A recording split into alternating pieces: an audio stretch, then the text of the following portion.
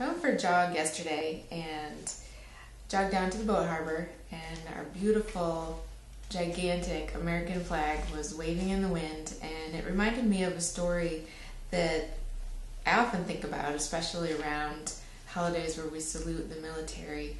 It's a story about a man who was in World War II, and it was 50 some years after the event when I interviewed him when I worked for the Alpena News. And I tell this story over and over again because it had such a profound effect on me, and really makes you appreciate what people really do sacrifice so that we can enjoy everyday things. So I found it in my clipping file in our basement. I was so happy I still had it, and I'm going to read it to you in honor of Memorial Day and all those who have given so much, more than most of us could ever imagine. World War II veteran recalls D-Day invasion. It was horrible. I just can't get my mind off of it.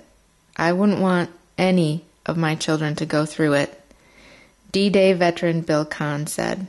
Kahn, 86, a member of the 49th AAA Anti-Aircraft Brigade headquarters, supported the 8th Air Force in the second wave of the initial landing of Normandy, France on June 6, 1944.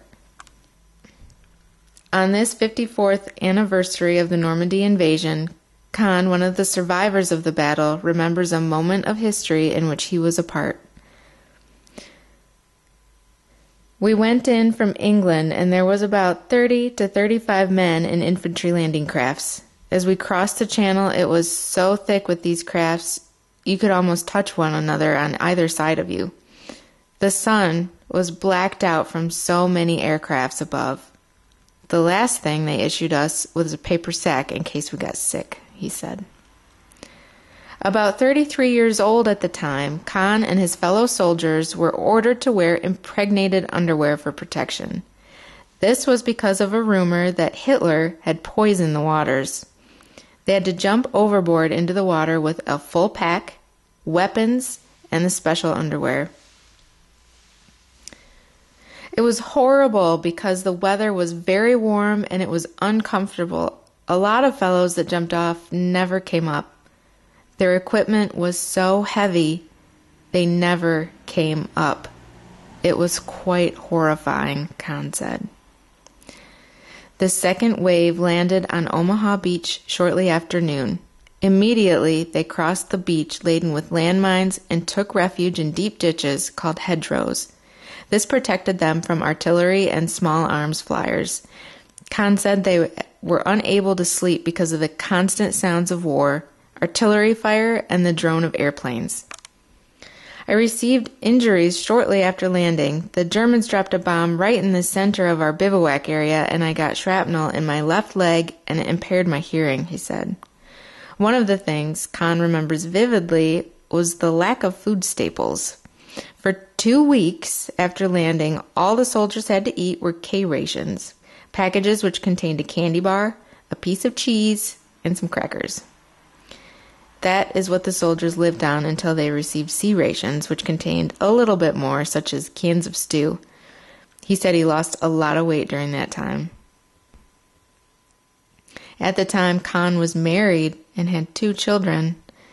His wife was scared and very much concerned that he'd return alive. He said if he had been in the first wave of the mission, he would not be here today because the event was so horrific. He stayed in the Normandy Beach area for about 2 weeks before advancing further into France.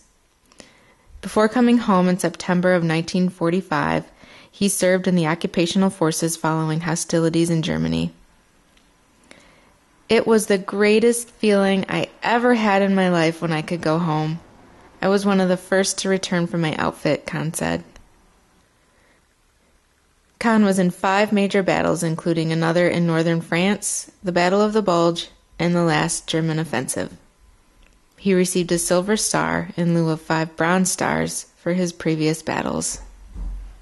So I wrote this article when I was about 17. And the man cried 3 times during the interview when he was recalling what it was like to relive this day. So that's what this day is all about. It's not about barbecuing, although it's nice to have an extra day to spend with your friends or your family. It's about people like Bill Kahn, who put his life in front of the lives of millions of strangers so that we could all enjoy the ability to have, or the opportunity to have, a day off of work to spend barbecuing in our backyard, or going shopping, or to the movies, or just enjoying all the little freedoms that we have as United States citizens. As people like Bill Kahn, people who are serving in the military today, people who have served, people who have lost their lives. So let's not forget to thank them for giving us the life that we enjoy today.